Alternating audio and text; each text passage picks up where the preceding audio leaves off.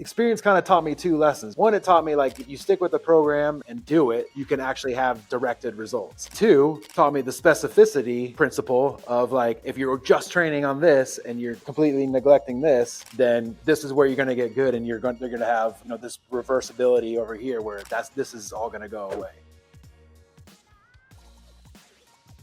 One of the reasons why I encourage my kids to play sports is it has nothing to do with the actual what they achieve in the sport. There's just this. There's so many life lessons that you can learn from, like what we already talked about. Like, how do you learn to master something, or even get just like minimally good at something? Yeah. The attitude and the effort and the teamwork required. Yeah, and I think mastery requires teamwork, whether it's no matter what the endeavor is. Right? Like you can't master something in a vacuum. You've got to learn from other people. You got to learn from books. You got to learn from every different source you can get your hands on. Yeah, I agree. I mean, everything that, and because I'm a certain, I'm actually, I was about to say something, but here at the Sergeant Major's Academy, they try to tell you that nobody has a learning style, that like you just have a preference. And so I was about to say that I'm a very tactile learner, but maybe I'm being indoctrinated somehow. But anyway, what I was really about to say is that I sucked at school. I hate sitting and just like reading a book or whatever. So I like to just roll up my sleeves and jump in there. And it kind of seems like you're like that too. Yeah, and then I think the military also kind of puts that into you as well. When I went into the military, it was kind of I went into it just thinking that I was going to take every opportunity that I could. If a chance comes up to go to another country, take it. If a chance comes up to go to a school or go to a course or meet somebody or something like that, I always took it. I always did everything I can to take every opportunity I could. Yeah, even though you and I are friends and we've talked about a lot of things before, I actually don't know much about your active duty time. Like, tell me a little bit about that story. Like, what took you into service, and like, what were you trying to get out of it? I didn't grow up as like where I was just like really, really wanted to join the army. Like it was kind of, Yeah. it was something that, I always loved like war movies and books and things like that and playing army and things, but I didn't really think that it was something I was actually going to do. And then I remember like going to a career fair at school, and the army recruiter was there, and this guy named Sergeant Driver, and he was like, I didn't know anything about the military, but you could just tell he was strack, right? Like, Yeah. he was a recruiter, and now that having been through the military experience and knowing about uniforms and stuff like that, I don't know how he did this, but he was a recruiter, and he had jump boots and a beret. Which, like, I don't think you're not supposed to do that as a recruiter. I didn't know that then, but I saw that and I was like, damn, that dude rules. Yeah. And so I was definitely, I was very struck by just his appearance and the way he carried himself. And he was a super cool guy. And he was a staff sergeant when I met him. And by the time I graduated basic training, went back to talk to him and just kind of say hi, he was already a master sergeant. So he was obviously like really good at his job. So, yeah. But yeah, so I just kind of had a relationship with him, just talking to him. He was a cool guy. And it wasn't like a, hey, I want to join the army thing. It was just a relationship. And I started doing the paperwork to go into the military. He came over to my house and met my parents and everything. And got to the question about, can you kill somebody? And I was like, because I don't know if it still is or not, but that was like a question that the recruiter asked you, like, and have to check off, like, do you have a problem killing somebody? Yeah. And I don't remember that at all. and I think most people probably don't. And, they probably just, it's probably one of those things where they just go down the list and just check it off. But like, I got to that question and I was like, damn, I don't know. And then as in now, like I'd always been kind of, my morals had always been like heavily informed and influenced by Catholicism. Mm-hmm. And for whatever your opinion on that is, like Catholicism has a deep respect for life, right? And And so that was something that like really hit me, and I was like, I don't know.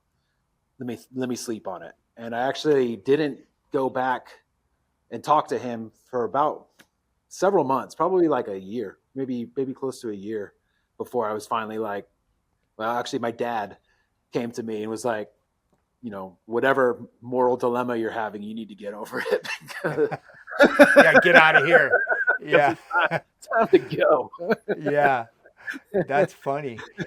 And so Uh, I got over it and went in. It was something that I honestly did contemplate on, and I think uh, I don't know. I've never really told anybody that before, but I'd like to use this as a platform to say that because I think that there's a conception amongst people, general population people, that people in the military are just like mindless killers, or yeah. will just that we don't put any thought into these things. But I think there's a lot of people where a lot of thought does go into it. And, you know, Yeah. Yeah, and my story isn't like hugely different than yours. Like I always tell people I didn't join the military because I was like hugely patriotic. I wasn't like not patriotic, but like I really was just looking to get out of where I was at and try to create some better situation for myself. And I was the furthest thing from being like a bloodthirsty killer of any yeah. kind. It just like it looked like an opportunity. And we joined at a different. We were part of a different generation. Back then there wasn't. If you join now, or if you joined 10 years ago, I think you kind of know what you're getting into. But at the time that we went in, it was a little bit different. You Yeah. know, Worst thing that was Yeah. going to happen is there was like Bosnia and Kosovo. No, just Mm. Bosnia, I think, was going on when I came in. Kosovo hadn't even happened yet. What year And did you join? bleep this out, 1998. Oh, 98. Yeah, so that's funny. I joined before you. How old are you? Don't worry about how old I am. Yeah, I joined in 95, and so like just like you, like right, like it was kind of like yeah, it was fairly peacetime. Mogadishu had happened like a year Right, prior, and there was stuff going on in the world, but it wasn't like GWAT, where right, you were guaranteed you were gonna go. yeah. You know, so you signed up for what? Like, I guess what did you sign up Oh, for? I originally went in as a Cav Scout. We went in as a Okay. Cav Scout, which I was kind of an unwelcome endeavor. I didn't really enjoy it, and then switched to infantry after my first enlistment. Okay. Yeah. Nice. And I know you went to Ranger School at some point. Was that during your active duty time, or did you Yeah. go later I on? went to Ranger School. No, I was in the Guard when I went to Ranger School. Okay. I was that was 2009, January 2009. Okay. So you spent about 7 years or something like Yeah, that so on active duty. 7 years in the regular army. When we came back from Iraq in 2004, yeah, I was stop lost, like where I was supposed to get out while we were there, but they kept me in or whatever. So I was stop lost, came back in 2004, and got out and moved back to Portland to go to college. And then I think there was something where it's like 7. Oh yeah, so 7 years, because I think an actual like enlistment's 8 years. And so the recruiter, somebody got a hold of me and was like, "Hey, you need to come join this National Guard group for a year to finish out your full 8." Uh-huh. And then so I was like, "Okay, whatever." and, Fine. Yeah. and so I did that, and then and so I was with them for just a few months, and then we got orders to go to Afghanistan. And then so we went to Afghanistan, or did all the train up stuff, went to Afghanistan, came back, and then pretty much I was on kind of like a deal where I was like, semester of college, go to conflict zone, semester of college, go to conflict zone. And then like, so I was, that's how like I did I had 20 years of retired with 20 years of active service, and I really didn't have much of a break at all. I had like just a couple months of actual non-active time. Yeah. And so yeah, so pretty much just kind of like did that, and came back from Iraq and was like, I just, this is not going to work for me. I need to just like find like an active duty position or whatever. And so I went and was a pre-ranger instructor at Fort Benning. Oh, So, okay. I didn't yeah. know that you did some time over there. Yep. What Did that for a couple of years, and then and then I came back to Texas, um, to work for the counter drug program. is that what brought you to Texas? Yep. Okay. I was at Fort Benning, and a friend of mine who I was an instructor with had left, and I just stayed in touch with him. And he was like, "You got to come out to Austin. It's great, whatever." And I didn't know anything about Austin. I knew about Lance Armstrong, that he was here, or he lived here and had a bike shop here, and I knew the Austin City Limits TV show from PBS, and that was That's really funny. all the Austin trivia that I knew. And so yeah, I moved out here in 2012, and it was still, I didn't, like I said, I didn't know anything about it, didn't really even research it at all before I came out here. And I remember driving up from Houston on 290, and back then, driving through up 290, there was just nothing for a long ways. And I was like, God dang, this is Austin. This is gonna suck. And get through Bastrop, and Bastrop's just like a little town, or not Bastrop, Elgin. Get through Elgin, which is just was nothing back then. And I'm like, I can't believe I'm doing this. And then I get, you're like 10 miles outside of Austin, before the 290 hooks it onto 35. And I see the big billboard for David Comey, the lawyer The with lawyer that dreadlocks. rocks. Yeah, David Comey, the lawyer that rocks, dreadlock, leather jacket, lawyer guy. And I was like, all right, Austin is probably going to be pretty sick. Perfect. And I've Yeah. been here ever since. Yeah, because you're a punk rock. I know you're big into punk rock, right? Yeah, Yeah. absolutely. Yeah. So Yeah. that probably drew you right in. Did you? You're still in Austin, so I'm assuming you enjoyed Austin. It was like a good Yeah, I place for love you. it here. I love the weather. The people here I've always been impressed by how friendly people are here. I think just people in Texas in general are phenomenal and very friendly, and I love people in Austin. I've always liked the way, when people say hi to you here and people say like, "Hey, how's it going?" Like, I feel like they really mean it. Like, they actually Yeah. like care how it's going for you. And I still struggle with that because I don't really have that, but I enjoy that from other people. I love people here, and I love the weather. I agree. I mean, I got similar story to you. I ended up coming to or moving to Austin for grad school and just fell in love with the people and all the weather and all the other cool things that everybody talks Yeah. about Austin for. So um, okay, so then what a point, like, because I've always known you as like a strength and conditioning nerd, right? Mhm. Like I've never not known you to be like working on something, like and the cool thing, and I know we'll probably dive into this, but like one of the things I really appreciated about is that you would try some pretty vastly different things. Like at one point you're like, I want to see how big I can get, and then you were like, I want to see how much I can slim down, and I want to see if I can get good at this sport or this type of thing. So where did all that start? So lifting for me, I got bit by the iron bug pretty early. I'd always grown up watching my dad lift, and which I was something I always wanted to do, but he wouldn't let me lift until I was like 13. Uh-huh. And then I remember the first time I went to the gym with my dad, he made me do dumbbell suitcase lunges for like infinity sets. Oh no. Oh no. Was he just trying to teach you a lesson or what? I don't know. I honestly don't know.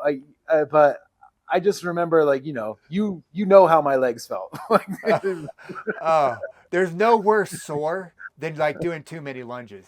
yeah, and I was doing them with dumbbells, and I'd never worked out before. But then my school, we had a weight room under the bleachers of the football stadium, and I we started lifting in there for PE class in 10th grade, And it was a big, like you said, I was a punk rock guy. I was kind of like not a cool kid, like, dog collar and spike bracelets and just like, Oh, you went all yeah. out.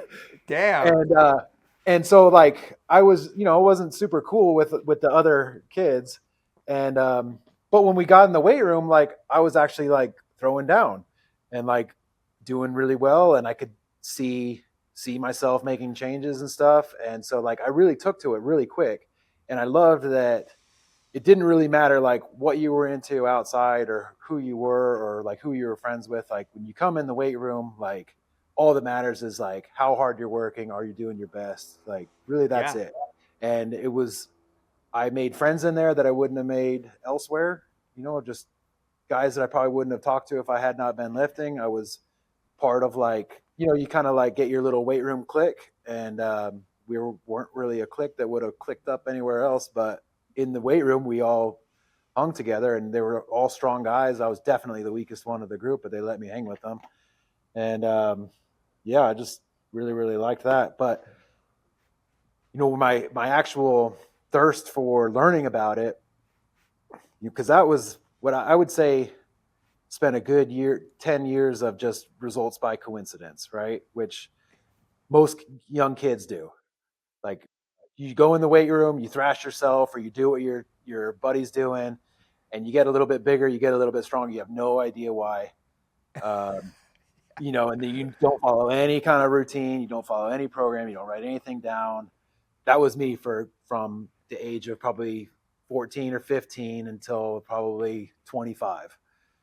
So, but those coincidentally, I kept getting bigger and faster and stronger, which was great.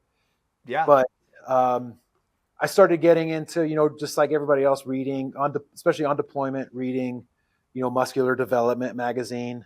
I really loved Johnny Jackson's articles in Muscular Development and Branch Warren, and just kind of reading about like all those like Metroflex guys. But I knew I was never going to look like them. Like I didn't, I was like, you read those magazines, especially as a young impressionable kid, you're like, I just want to look like this dude. Why do I not look like that? What's going on? Yeah. But Johnny Jackson was a power lifter, and he wrote about powerlifting. So I kind of got into the idea of like, oh, I can just do this to lift a lot of weight and not really worry so much about how I look, because Yeah. that's kind of like where I started to learn like, oh, there's like a genetic factor at play and a pharmaceutical factor at play. And I was just like, okay, like I can just do this for fun and then lift heavy because it's fun. And so got into Johnny Jackson's articles in that magazine, and then got into, it was a while before I actually started reading it, but I started like getting interested in like Louis Simmons and Westside Barbell and stuff, because they would mention them in that magazine. And so, but I didn't really follow that like program. And then the first actual program where I was like, okay, I'm gonna follow this program and do it and see how it goes, was the Dante Trudell Dog Crap program. Have you ever heard of that or done that? No. Uh-uh. So basically, the the Dog Crap program is it's basically like a high intensity training, like Dorian Yates kind of style deal, where you have 3 compound exercises per session. You say you're going to do back squat. You go up to like a 80% back squat. Say it's 315, and you do 10 reps. You just go for max reps on one set, and then you take like 2 days off, and then kind of do like bench press, 80% max reps. Next week when you come back, you got to hit 11 reps on the back squat. You got to hit 12 reps on. You have to go up in reps every week, and Yeah. you got to stay at a very very high intensity, brother. Like I got so big. I was on deployment when I did it. So I was doing the Dante Trudell dog crap program and eating at a KBR chow hall 4 times a day. So Yeah. You packed it on. yeah, so I packed up on a big weight. I was huge. And then I went, I remember I was like, we had a PT test coming up. So I was like, okay, I gotta go for a run. And went outside and went for a run, and got shin splints. Had 2 heart attacks could and barely could barely breathe. That was like that. experience kind of taught me two lessons, right? Like one, it taught me like if you stick with the program and do it, like you can actually have directed results. And two, taught me the specificity principle of like if you're just training on this and you're completely neglecting this, then this is where you're going to get good, and they're going to have this reversibility over here where this is all going to go away. So that was like a big wake up call for me. And from there, I pretty much was like, okay, like that was like an experiment. Not went right in one way, went wrong in another way, but like from here, like I'm gonna just tinker around with this. I've really been tinkering around with it ever since.